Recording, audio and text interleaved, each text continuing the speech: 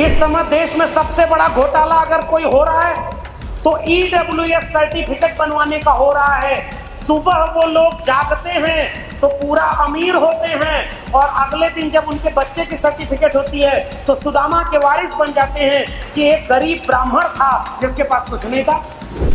कब खून खोलेगा इन देश के राजपूतों का, जिन्होंने कहा कि हमने इस तलवार से ये किया वो किया। तो राजपूतों जरा बताओ, ये EWS आरक्षण का सारा लाभ मुखा से जाते ब्राह्मण ही क्यों ले रहा है? तो मेरे अपने विश्वविद्यालय में जैसे है ना 99.99% प्रोफेसर कौन है? मुखस से जाते ब्राह्मणों, केवल वही है, बाहुर नाम छत्री में नहीं है। अच्छा, हम लोग को लड़ाते हैं सब कि ओबीसी में सारा हक जो है इन जातियों ने खा लिया, दलितों में इन जातियों ने खा लिया। अरे उनको भी पूछो कि जिनको कहा कि 12 बरिस ले कुकुर जिए और 16 ले जिए सियार, बरिस 18 छत्री जिए, आगे जीवन को धिक्कार।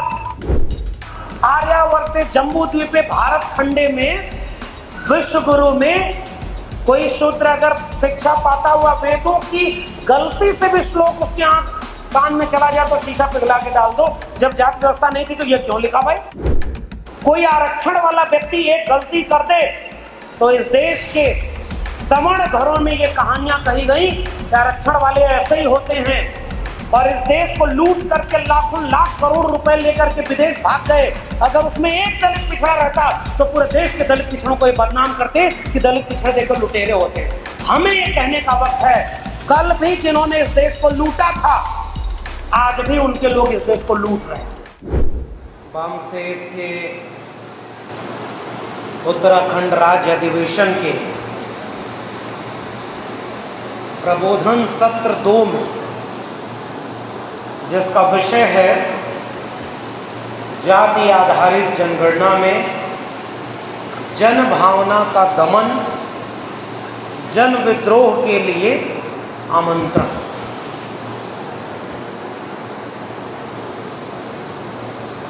अब एक तो विषय आपकी रुचि का हो और विषय को फॉर्मुलेट करने वाले लोगों ने उसे एक विद्रोह की शक्ल में, आह्वान की शक्ल में भी रखा हो, तो इस पर अपनी बात रखना बेहद दिलचस्प हो जाता है।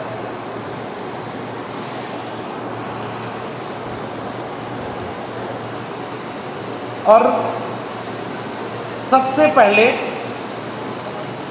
उद्घाटन सत्र में जो मैंने अपनी बात रखी उससे जोड़ करके अपनी बात को रखता हूं। सबसे पहला सवाल, किसी भी मंच पर किसी भी विषय पर अपनी बात रखते हुए 2 तरीके अख्तियार किए जा सकते हैं।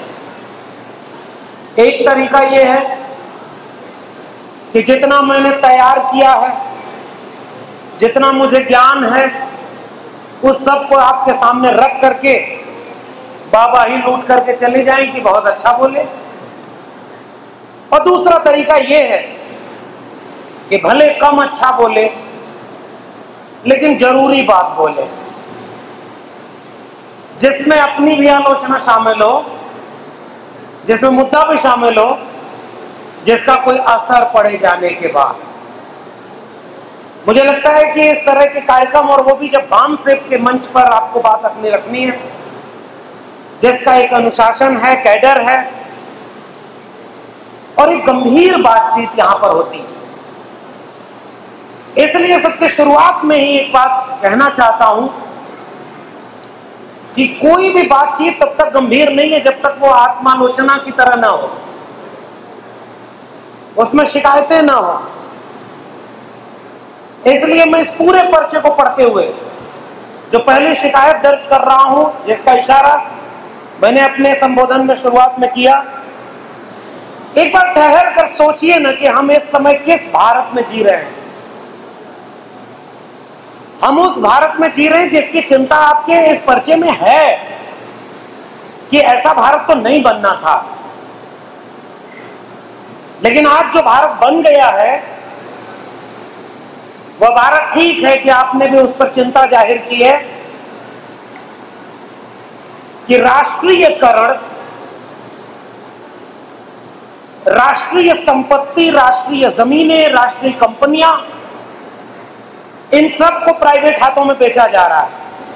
इसकी चिंता आपके पर्चे में है। और वो लोग बेच रहे हैं जो सबसे ज्यादा राष्ट्रवाद का नाम लेते हैं। भले तिरंगा झंडे का विरोध किया हो, भले ही उन्होंने कहा हो, हमारे यहाँ भोजपुरी में एक कहावत है, 3 तिगाड़ा काम बिगाड़ा। उसका मतलब ये होता है कि जिस चीज में 3 चीजें होती हैं उसको वो अशुभ मानते हैं। उसके नाम पर विरोध किया झंडे का। आज वो घर घर झंडा, हर हाथ झंडा, हर घर झंडा, हर घर तिरंगा। जिन्होंने अपने मुख्यालय पर तिरंगा नहीं लगाया वो उसने आपके घर पर तिरंगा लगवा दिया। और आप भी तोड़ के लगाने गए कि कहीं ऐसा ना हो जाए कि देशद्रोहियों की लिस्ट में मेरा नाम आ जाए। जब मैं ये संबोधन कर रहा हूं तो जाहिर सी बात है आपको नहीं कह रहा हूं, आप तो बामसेब के लोग हैं, जगे हुए लोग हैं।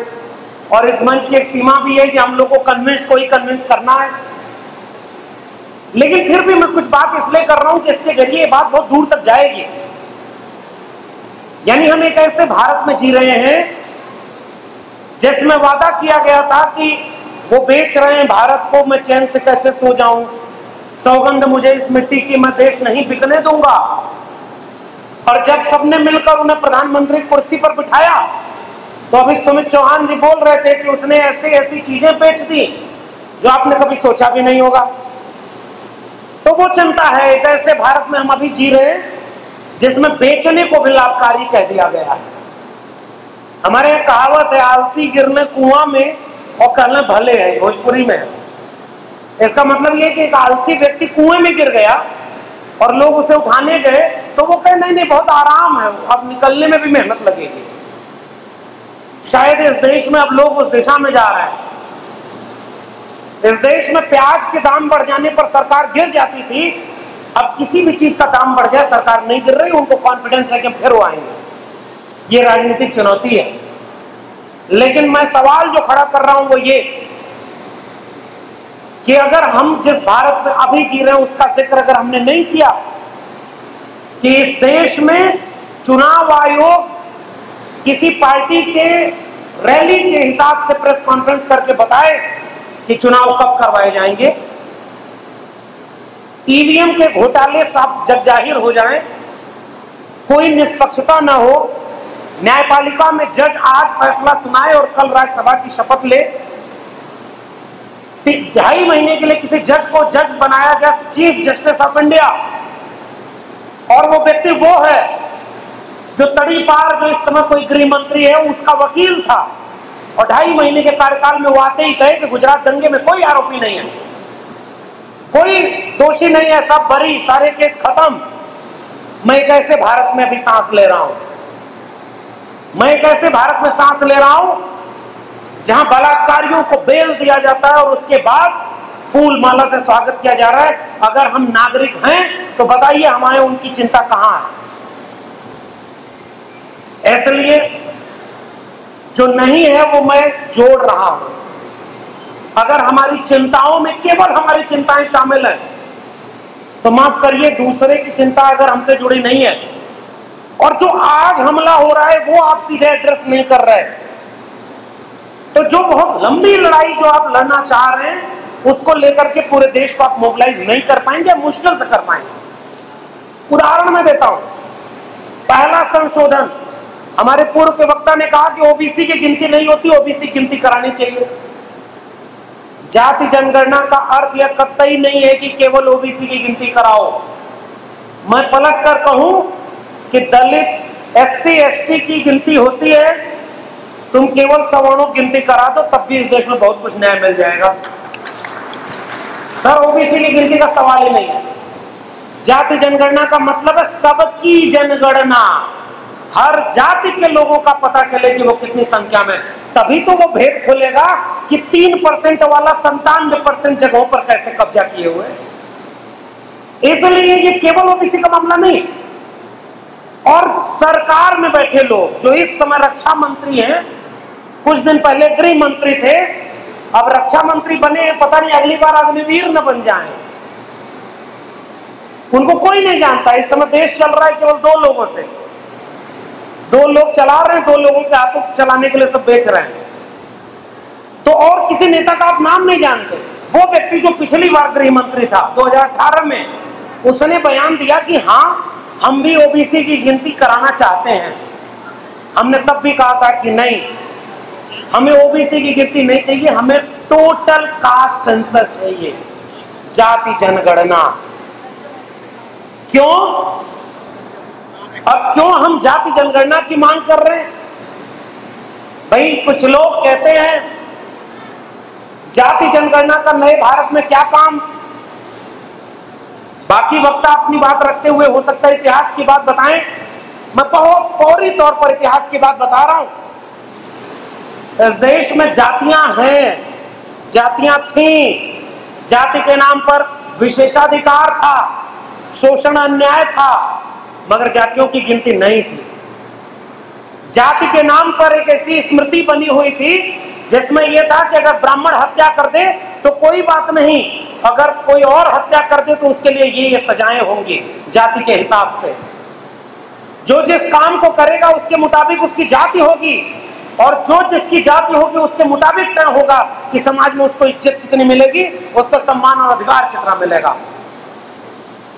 और तब विश्व गुरु का दावा करने वाला एक देश, दुनिया में अपनी छाती अपने ही पीटने वाला एक देश, सोने की चिड़िया थे, ये थे वो थे, और ये दुनिया को कभी नहीं बताता कि जिस धर्म के नाम पर वो अपने को विश्व गुरु बनाता है, उस धर्म के मानने वाले देवताओं की भी उसने जातियां बनाई थी, और उस धर्म के नाम पर उसने कहा था कि दलित हैं तो ये मंदिर में नहीं जाएंगे, इनका भगवान भी अलग होगा। वो ये कहते हैं कि हम विश्व गुरु थे। फिर भी जाति पर कोई बात नहीं हुई, और लगातार पिछले 100 साल में कहा गया कि जाति तो थी ही नहीं, और अगर जाति नहीं थी तो मनुस्मृति में जाति आई कहां से। ये गंभीर विमर्श का विषय, फिर कभी इस पर बात होगी। लेकिन लंबे समय तक जिन लोगों ने सबसे ज्यादा जाति के नाम पर लाभ लिया, वही ये समझाते रहे कि जाति तो हमारे यहां है ही नहीं, और जो जाति के नाम पर शोषित वंचित हुए उनकी कोई गिनती नहीं। इसलिए इस देश में पता ही नहीं चलता था कि कौन किस जाति का है। उसके बाद पता चला कि यहाँ तो जो वेद पुराण लिखे हैं उसमें भी भगवानों की जाति है। कोई इक्ष्वाकु है, कोई रघुकुल रीत वाला है, और अब तो उत्तर प्रदेश का एक मुख्यमंत्री है, वो कहता है योगी बनने के बाद लोग जाति से ऊपर उड़ जाते हैं। जाति क्या चीज है वो देखिए, और वो कहते हैं कि हाँ मुझे गर्व है क्षत्रिय होने पर। ये वो जाति है जिसमें राम भी पैदा होते थे, यानी राम भी एक जाति के थे। जाति ये चीज है। रविदास जी लिखते हैं जस केवलन के पात पात में पात, तस मानुष के जात जात में जात। रविदास मानुष न जुड़े जब तक जाति न जात। जात व्यवस्था तो ये है। बीमारी को कबूल ही नहीं किया तो बीमारी में सुधार क्या करोगे? यानी ऐसा नहीं है, सनातन परंपरा जिसका वो गौरव गान करते हैं वही विभेदकारी है। नंबर 1 बात। नंबर 2 बात ये, छोड़ दो पुराना इतिहास, अगर जाति व्यवस्था थी नहीं। मैं कभी कभी सोचता हूं अगर भारत में जातिवाद नहीं था तो तथागत बुद्ध ने समता की बात ही क्यों की? कबीर ने जाति का विरोध क्यों किया? तुम कत बाबन हम कत सूत, हम कत लोहू तुम कत दूत। जब जातिवाद था नहीं तो रविदास क्यों लिख रहे थे ये सब बात? इसलिए क्योंकि जाति व्यवस्था थी, जाति के नाम पर प्रतिरोध नहीं था। प्रतिरोध सांस्कृतिक और वैचारिक रूप में था, लेकिन जनता उनके साथ कहां थी? वो एक स्वर्णकाल है तथागत बुद्ध का, जिसमें आपके सामने जातियां समता की बात करती हुई नजर आती है। फिर वो निर्गुण संतों का विद्रोह, संत परंपरा, और उसके बाद नारायण गुरु, बसवन्ना, चोखा मेला से होते हुए ज्योतिबा फूले, जिनकी तस्वीर यहाँ पर है, और वाम से ये दावा करता है कि फूले अम्बेडकरी मिशन को हमें आगे बढ़ाना है। मैं केवल इस पिछले 100 साल की बात कर रहा हूं और तब जात जनगणना के पूरे पहलू पर अपनी बात रख रहा हूं। अंग्रेजों ने 1870 के बाद यह सोचना शुरू कर दिया कि भाई बाकी लोगों के लिए अंग्रेज और रूप में दिख रहे हैं और दलितों, पिछड़ों, आदिवासियों के लिए अंग्रेजों का कोई और रूप भी था। यह भी तो एक विमर्श का मसला है। शिक्षा मिलना कब से शुरू हुई? वरना आर्यावर्ते जम्बू द्वीपे भारत खंडे में विश्व गुरु में कोई शूद्र अगर शिक्षा पाता हुआ वेदों की गलती से भी श्लोक उसके कान में चला जाए तो शीशा पिघला के डाल दो। जब जाति व्यवस्था नहीं थी तो ये क्यों लिखा भाई? जब जाति व्यवस्था नहीं थी तो क्यों ये कहा कि शूद्रों और महिलाओं को पढ़ने का अधिकार नहीं है? वो मिला, लेकिन उसके बाद जब एक जाति विरोध का एक आंदोलन मजबूत हुआ, महात्मा ज्योतिराव गोविंदराव फूले, छत्रपति शाहू जी महाराज और उसके बाद डॉक्टर B.R. अम्बेडकर और वहां तक आते आते एंटी कास्ट मूवमेंट, जिन लोगों ने जाति के नाम पर सबसे ज्यादा लाभ लिया था वो क्यों जाति खत्म करेंगे? इसलिए जाति के खात्मे का आंदोलन कौन शुरू किया? जो लोग जाति के नाम पर शोषित और वंचित पीढ़ी से आते थे। और उसलिए वो जो जनगणना होना शुरू हुई तब तो पता चलना शुरू हुआ कि इस देश में, और आप भी कहते हैं ना मूल निवासी, आपके तो नारे में है जय भीम जय मूल निवासी। और मूल निवासी का मतलब क्या है? कि हम यहाँ के वासी हैं, हम सबसे पुराने, हमारा देश है, हमारी प्रकृति है, हमारे लोगों ने इस दुनिया को रहने लायक बनाया है, उन्हें सबसे ज्यादा अन्याय का शिकार करा गया। तब जब ये बात सामने आनी शुरू हुई और सबसे ढंग से जाति जनगणना किसी ने कराई तो उस शख्स का नाम है छत्रपति शाहू जी महाराज। जब उन्होंने अपने दरबार में जाति जनगणना कराई कि उच्च पदों में 70 में से 65 केवल ब्राह्मण हैं और मध्य पदों में 50 में से 45 ब्राह्मण हैं, और पहली बार आरक्षण लागू किया 1902 में। और उन्होंने कहा कि जिनकी आबादी 3-4% है वो 95% पदों पर क्यों हैं? और तब जाकर के पहली जाति जनगणना कराने वाले शख्स का नाम छत्रपति शाहू जी महाराज है। ये सब झूठ कहते हैं कि यहाँ जातियां नहीं। तो वो जो जनगणना 1881 से शुरू हुई, उसने इस भारत को, जिसका दावा किया जा रहा था कि नव जागरण चल रहा है, सती प्रथा का आंदोलन चल रहा है, उसी समय ब्रह्म समाज, प्रार्थना समाज, आर्य समाज बन रहा है, लेकिन उसी समय सत्य शोधक समाज भी तो बन रहा है जो इस मुल्क में समता व न्याय के लिए लड़ना शुरू करता है।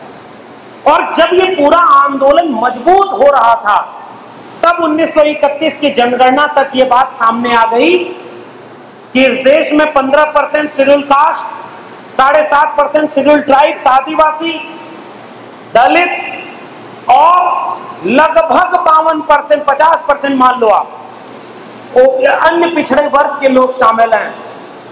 और कुछ लोग जो मुखस से जाए थे, ब्राह्मण, बाहुर नाम क्षत्रिय, मुख से पैदा हुए, भुजाओं से पैदा हुए, केवल भारत में, दुनिया में और कहीं नहीं। ऐसे लोगों की आबादी कितनी? 10-12%।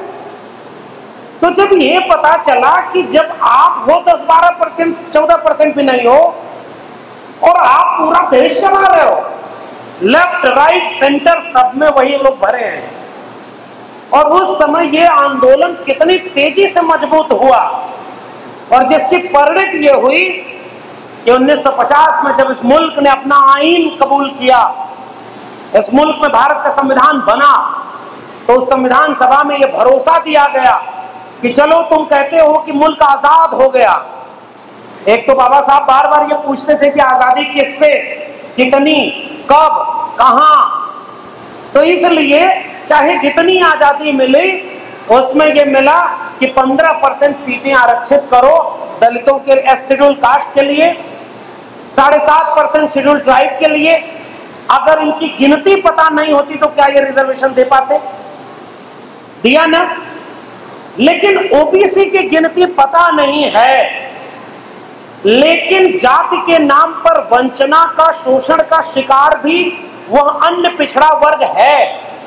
तो एक कमीशन का फॉर्मुलेशन करा गया अनुच्छेद 15(4), 16(4) के बाद 340 कि भाई एक आयोग बनाकर पता करना होगा कि वो लोग कितने हैं। लेकिन जाति जनगणना का अर्थ वो आयोग नहीं है। ध्यान से समझिएगा एक बहुत महत्वपूर्ण बात, और केवल एक ही बात करूंगा, जाति जनगणना पर बाकी लोग अपनी बात करेंगे। उस काका कालेलकर कमीशन और मंडल कमीशन जिसके आधार पर बना, उसका अर्थ ये नहीं था कि वो जाति जनगणना चाहते थे। जैसे काका कालेलकर कमीशन तो ये कहता है कि पिछड़ापन तो आर्थिक आधार पर होता है, वो तो कबूल भी नहीं हुआ।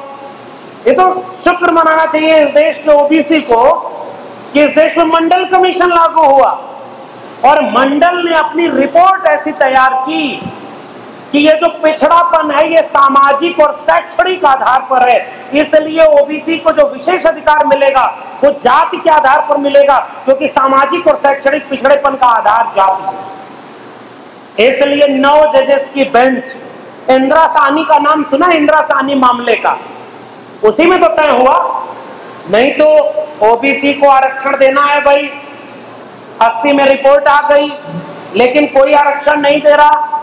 चलो संयुक्त मोर्चा की सरकार बनी, उसने कई अच्छे फैसले लिए।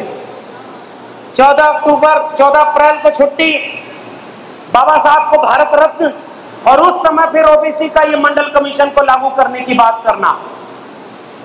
और जैसे ही मंडल कमीशन लागू हुआ, इस देश में 2 काम हुए। पहला काम, कुछ लोग झट से दौड़कर सुप्रीम कोर्ट पहुंच गए, और सुप्रीम कोर्ट ने कबूल भी कर लिया कि हम तुरंत सुनवाई करेंगे। हालांकि 1-2 साल लगा, और 9 जजेस की संविधान पीठ में सुनवाई हुई, और 2 जो सबसे बड़ा अन्याय ओबीसी के साथ किया गया, जिसका जिक्र हमारे पूर्व के वक्ता कर रहे थे, क्रीमी लेयर और 50% की अपर लिमिट, ये दोनों गैर संवैधानिक तरीके से लागू कर दिया गया। अब इसका उदाहरण अपने आप उन्हीं लोगों ने दे भी दिया है। एक कोटा मंडल के लिए तो लड़ाई लड़ी गई, ओबीसी को न्याय दिलाने के लिए तो आंदोलन हुआ इस देश में, लोगों ने लाठियां खाई, जेल भरो आंदोलन किया, लेकिन एक ऐसा कोटा आया जो ओबीसी प्रधानमंत्री कहने वाले दलित राष्ट्रपति के होने के सामने 10% का सुदामा कोटा यानी ईडब्ल्यूएस कोटा लागू कर दिया गया, जिसके लिए कोई आंदोलन नहीं, कोई मांग नहीं, बस अपने वोटर को खुश करने के लिए किया गया कि नहीं। अब एक सवाल का जवाब दीजिए, और इस सवाल को गांव-गांव पूछिए, जब ये जनगणना ही नहीं हुई है तो पहले बताओ सवर्ण 10% है कि नहीं, ये तुमको कैसे पता चला? सवाल नंबर 1, अगर तुम्हें 10% आरक्षण देना है तो पहले जाति जनगणना करानी चाहिए। और ईडब्ल्यूएस आरक्षण को अगर कोई कहे कि वो जाति आधारित आरक्षण नहीं है, तो उसको सरकार का अध्यादेश नोटिफिकेशन जरूर दिखा दीजिएगा, जिसमें साफ लिखा है किसी भी किस्म का आरक्षण लेने वाले लोग इसमें शामिल नहीं होंगे, और आर्थिक आधार पर मिलेगा। तो सवर्णों का ही तो आरक्षण है, और जब 10% आरक्षण लागू हो गया तो 50% की अपर लिमिट कहां आ गई? इसका मतलब अगर आप मुख से पैदा हुए हैं, भुजाओं से पैदा हुए हैं, तो इस देश के संविधान को तहस नहस कर दीजिए, आपको कोई चोर, डकैत और लुटेरा नहीं बोलेगा। लेकिन आप जाति जनगणना के सवाल को उठाइए, मंडल के विरोध में कमंडल की यात्रा लेकर चलने वाले रथ यात्रियों के ऊपर गोली चलवाइए, उनके रथ को रोकिए, तो आप जेल में जाएंगे। ये इस देश में हुआ है और हो रहा है। बलात्कारियों को बेल, और जिन लोगों ने सामाजिक न्याय की लड़ाई लड़ी उनको जेल। और तब ये सवाल पूछिए कि मंडल के विरोध में कमंडल लेकर कौन आया? क्योंकि वो जाति के नाम पर इस गोलबंदी से डरते थे। मुझे याद आ रहे हैं बामसेफ के फाउंडर सदस्य में से एक डी.के. खापर्डे साहब, उनका एक बहुत प्रसिद्ध सा वाक्य है, सांप्रदायिक ध्रुवीकरण का जवाब है सामाजिक ध्रुवीकरण। इस देश में सामाजिक रूप से सबको एकजुट करना होगा, और इसलिए जाति जनगणना का सवाल, और मैं तो सैल्यूट करूंगा बामसेफ के आयोजकों को, जिन्होंने कहा है कि इसे जन विद्रोह के रूप में तब्दील करो। जाति जनगणना का सवाल इस देश के भविष्य को बचाने का सवाल है, इसलिए विद्रोह करना पड़ेगा। और क्यों करना पड़ेगा? तो ये बात तो समझ में आ गई कि आरक्षण के लिए कैसे लड़ाई लड़ी जा रही है। लेकिन जाति जनगणना का सवाल केवल आरक्षण का सवाल नहीं है। भारत आजाद हुआ तो 1950 के बाद जब 51 की जनगणना होनी थी, तो कुछ लोगों ने, नए भारत के नियंताओं ने ये कहा कि हम अब जातियां नहीं गिनेंगे, सवाल हुआ क्यों नहीं गिनोगे? उन्होंने कहा हम जातिवाद को खत्म करना चाहते हैं, और अगर जातियां गिनेंगे तो जातिवाद खत्म नहीं होगा। मेरा एक सवाल पूछो कि रे भाई, जातिवाद खत्म करना चाहते थे तो जातियां नहीं गिने, धर्म क्यों गिनते रहे? क्या तुमको सांप्रदायिकता नहीं खत्म करनी थी? भाषा क्यों गिनते रहे? जिस भाषा के नाम पर देश में लड़कर अलग राज्य बन रहे थे, भाषा गिनते रहे, धर्म गिनते रहे, उसके बाद लोक भाषाओं को गिनते रहे, बाकी सब गिनते रहे, केवल जाति क्यों नहीं गिनना बंद कर दिया? क्योंकि उनको पता था जिस दिन इस मुल्क के 90%, मैं कहता हूं जिसे आप मूल निवासी कह रहे हैं, उसके लिए कोई शब्द दे लीजिए, चाहे शूद्र अतिशूद्र ज्योतिबा फूले से लीजिए, चाहे वंचित शोषित कमेरा श्रमजीवी शब्द रखिए, उन सब की आबादी 90% है। इस 90% को पता चल जाता कि उनकी आबादी कितनी है। इसलिए 1951 की जनगणना के बाद से जाति जनगणना को खत्म कर दिया गया। आखिरी जनगणना कब हुई? 1931। 1941 में भी जनगणना हुई थी, लेकिन द्वितीय विश्व युद्ध के चलते उसके आंकड़े सार्वजनिक नहीं किए गए। ठीक है, अब चलो भाई, एक नया देश बन रहा है जिसमें जातियां नहीं गिनेंगे। जब जातियां नहीं गिन रहे थे तो जाति के नाम पर तमाम लोग वोट क्यों मांग रहे थे? जब तक 1970-80 तक आते आते इस देश में वंचित शोषित लोगों का आंदोलन मजबूत नहीं हुआ, तब तक इस देश में 90%, 99% लोग 1% लोगों पर कब्जा किए हुए थे। जब ये आंदोलन मजबूत हुआ तो उस मजबूती का आधार कौन बना? मंडल कमीशन को याद करता हूं। मंडल कमीशन की कितनी अनुशंसाएं आपको पता है? बताइए जोर से, कितनी अनुशंसाएं मंडल कमीशन की, कितनी सिफारिशें मंडल कमीशन ने की? मंच वाले भी बताएं। अब देखिए, ये तो निराशा होगी फिर मुझे, 2-4 लोग हैं बस। ये सर ट्रेनिंग देने की जरूरत है। और 40 अनुशंसाओं में से केवल 2 लागू हुई, एक 1991 में, 90-91 में, और दूसरी 2006 में, और वो भी दोनों एक ही थी, एजुकेशन में और सरकारी नौकरी सरकारी रोजगार में। लेकिन मंडल कमीशन के पहले ही अध्याय में बीपी मंडल और उनकी टीम ने लिखा कि इस देश में जब तक जाति जनगणना नहीं होगी तब तक पता ही नहीं चलेगा कि इस देश में आबादी कितनी है, ओबीसी की आबादी कितनी है। और 1931 की जनगणना के आधार पर उन्होंने कहा कि ये 1980 में 52% लोग हैं। तो जाति जनगणना कराना है ये तो सबने मान लिया था, लेकिन जाति जनगणना क्यों नहीं हुई भाई? उसके बाद जब यह आंदोलन हुआ, मंडल का आंदोलन जब मजबूत हुआ, तब जाति का सवाल और मजबूत हुआ। कुछ लोग कहते हैं कि जाति की बात करने वाले जातिवादी हैं, तो ये बताओ, ये जो तुमने पिछला राष्ट्रपति बनाया था उसकी जाति देश में किसी ने पूछी थी? ये जो अब की राष्ट्रपति बनाया इसकी जाति किसी ने पूछी है? वर्ण किसी ने पूछा है? तुम खुद प्रेस कॉन्फ्रेंस करके कहते हो कि हमने दलित को राष्ट्रपति बनाया और पहले महिला आदिवासी को राष्ट्रपति बनाया, और मैं तो ओबीसी मां का बेटा हूं ही। यानी तुमको जब जातिवाद करना है तो तुम सब जातिवाद करो, और हम जब कहते हैं कि जातियों की गिनती करो ताकि पता चले कि अवैध कब्जा कौन किए हुए है। आखिरी बात, मंडल का आंदोलन मजबूत हुआ, हिस्सेदारी की लड़ाई लड़ी जाने लगी। उसी मंडल की लड़ाई में ओबीसी समाज के लोगों को जागरूक करने की जरूरत है। मंडल की लड़ाई में यह बात कही गई कि ओबीसी को 52% आबादी को 52% आरक्षण मिलना चाहिए, प्रमोशन में रिजर्वेशन मिलना चाहिए, प्राइवेट सेक्टर में रिजर्वेशन मिलना चाहिए। लेकिन चूंकि अभी हमारे पास आंकड़े नहीं है, इसलिए जाति जनगणना कराओ, तब जाकर के इस देश में सबको बराबरी का हक मिलेगा। जाति जनगणना हो जाती तो मेरे अपने विश्वविद्यालय में जैसे है ना 99.99% प्रोफेसर कौन है? मुखस्य जायते ब्राह्मणों, केवल वही है, बाहुर नाम छत्री में नहीं है। एक तो अच्छा, हम लोग को लड़ाते हैं सब कि ओबीसी में सारा हक जो है इन जातियों ने खा लिया, दलितों में इन जातियों ने खा लिया।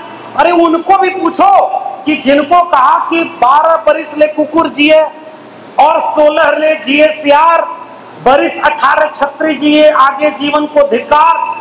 तो राजपूतों जरा बताओ, ये ईडब्ल्यूएस आरक्षण का सारा लाभ मुखा से जाते ब्राह्मण ही क्यों ले रहा है? अभी हमारे चंद्रशेखर विश्वविद्यालय यूपी में है, 16 असिस्टेंट प्रोफेसर की नियुक्ति हुई, जिसमें 13 केवल ब्राह्मण है। क्यों भाई?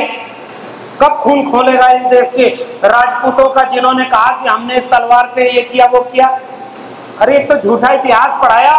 अगर इतना ही तुम्हारी बाजू में दम था तो इस देश को तुम हर युद्ध हारते नहीं, और जिनको आज कहते हो पाकिस्तान भेजना है, उनके आकाओं को बुलाते नहीं कि आओ हमारे पड़ोसी से युद्ध लड़ना है। ताकतवर तो इस देश के मूल निवासी थे, दलित, पिछड़े, आदिवासी, जो सम्राट अशोक से लेकर मगध साम्राज्य, पाल प्रतिहार, गुर्जर वंश से लेकर के नाग वंश, ये शासकों की जमात है।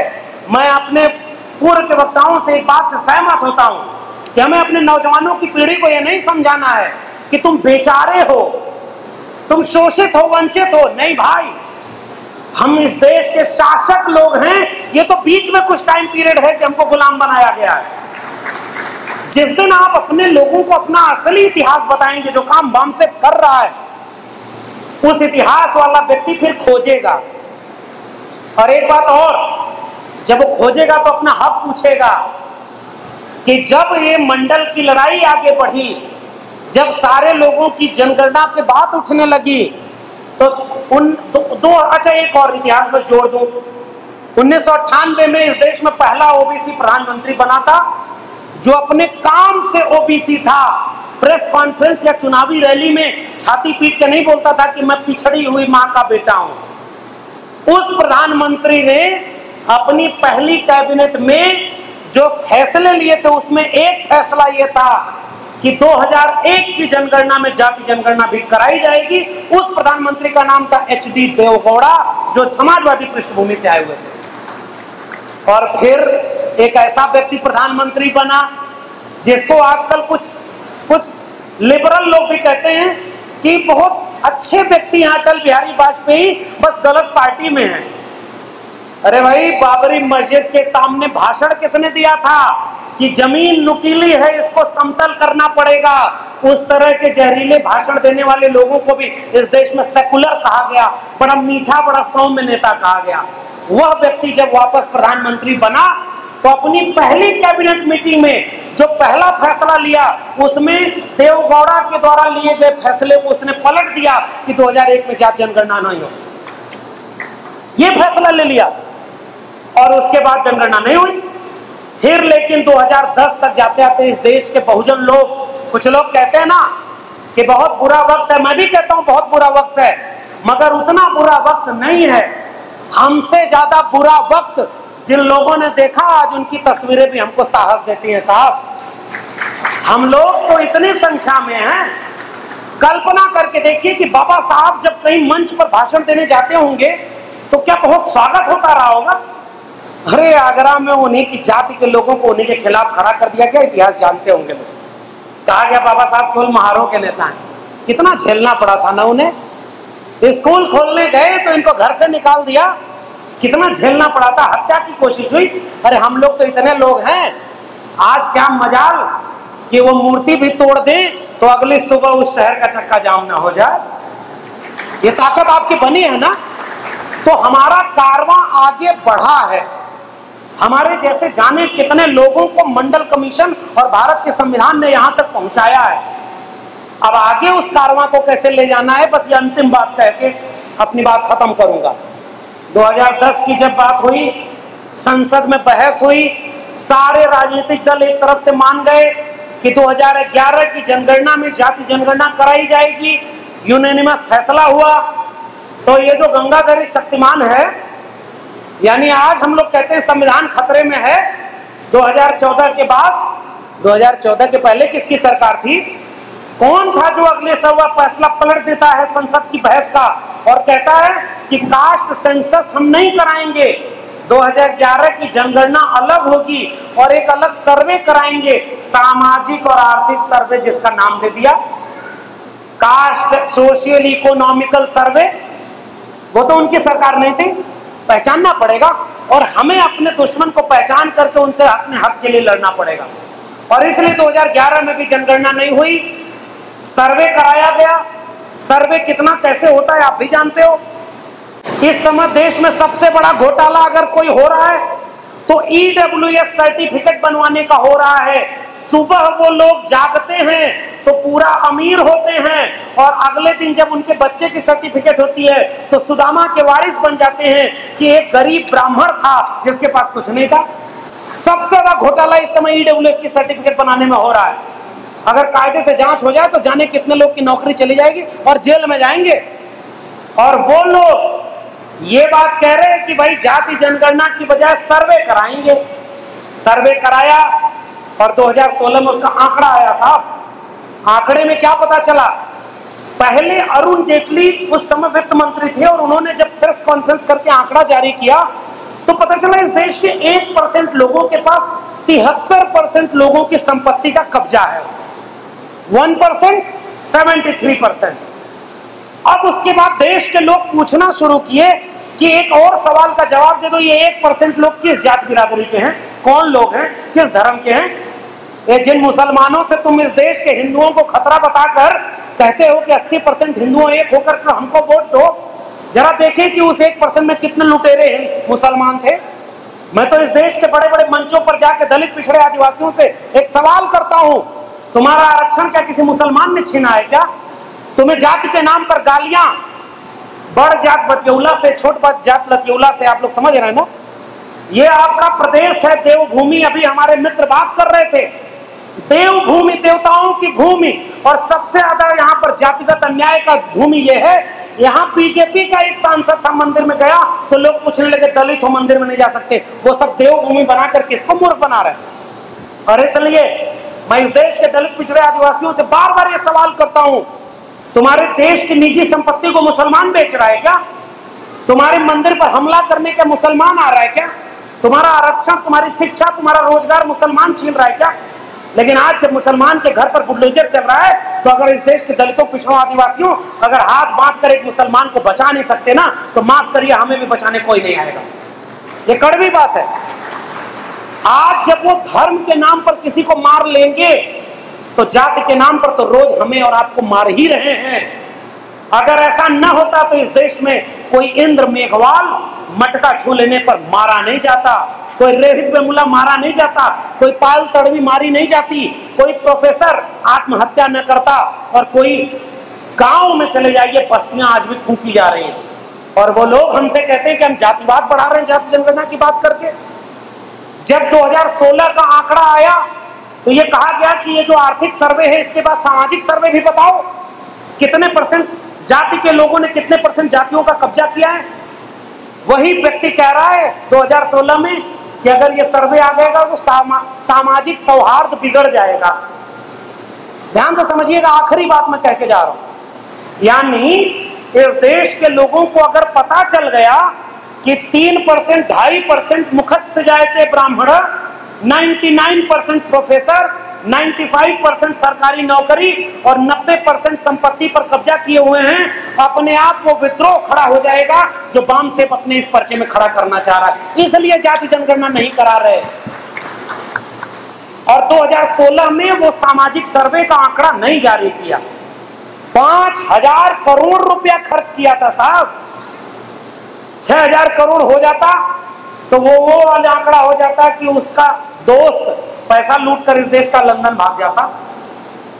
इस देश में जिस दिन दलित पिछड़े, अब कल्पना करिए साहब, कोई आरक्षण वाला व्यक्ति एक गलती कर दे तो इस देश के सवर्ण घरों में ये कहानियां कही गई कि आरक्षण वाले ऐसे ही होते हैं, और इस देश को लूट करके लाखों लाख करोड़ रुपए लेकर के विदेश भाग गए।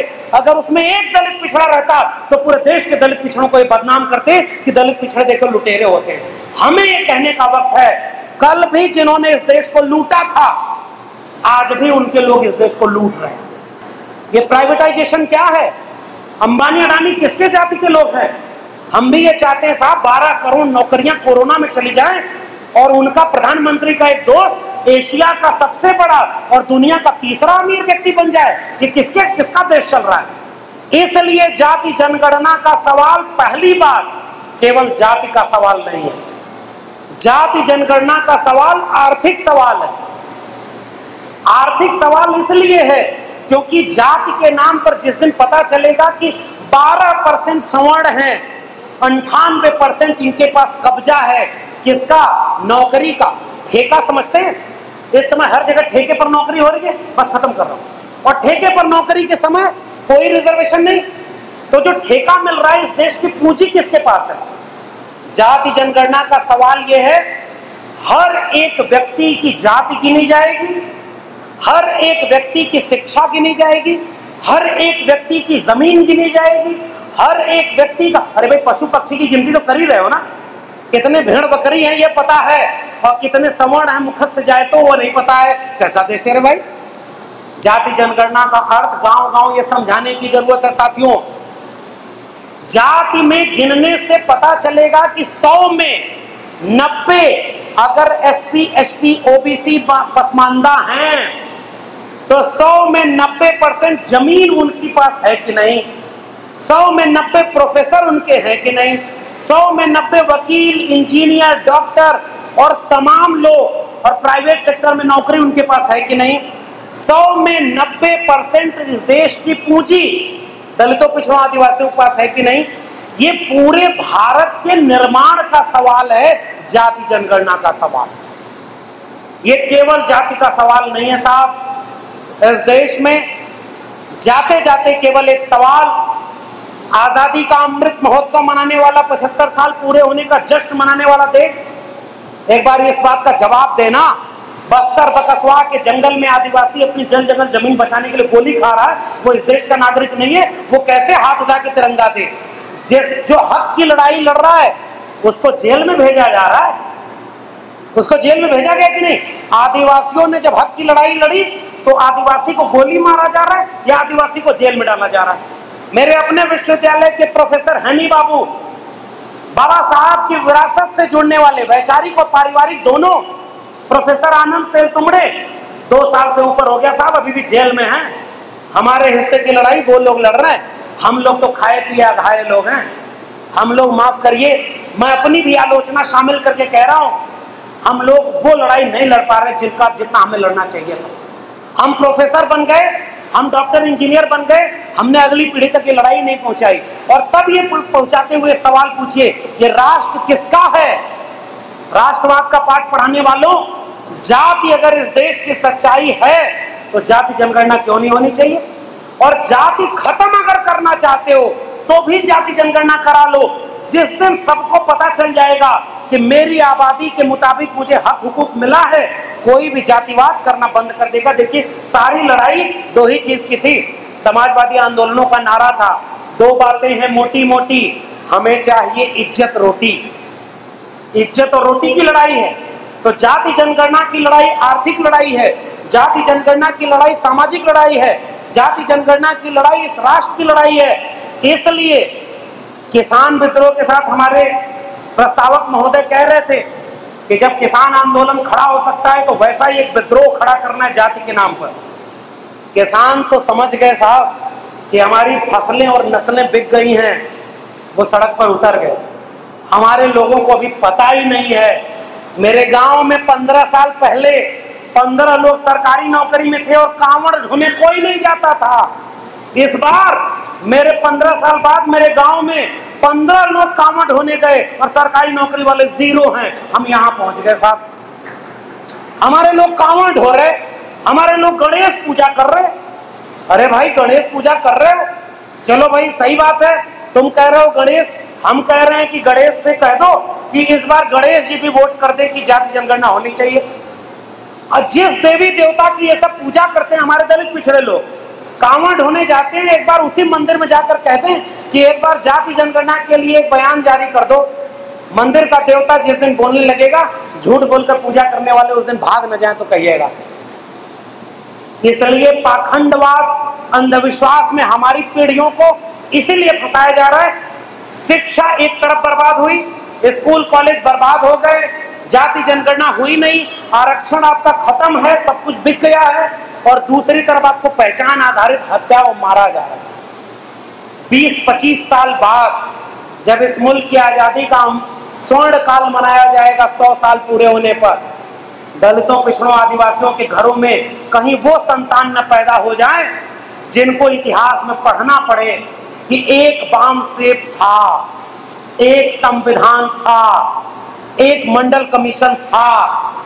ये दिन अगर हम नहीं देखना चाहते हैं और वो दिन देखना चाहते हैं कि 25 साल बाद जब उत्तराखंड का राज्य अधिवेशन हो तो इतनी बड़ी तादाद में हो कि ये पूरा रुड़की शहर जाम हो जाए, हमें वहां पहुंचाना होगा, तब हमारी लड़ाई सफल होगी।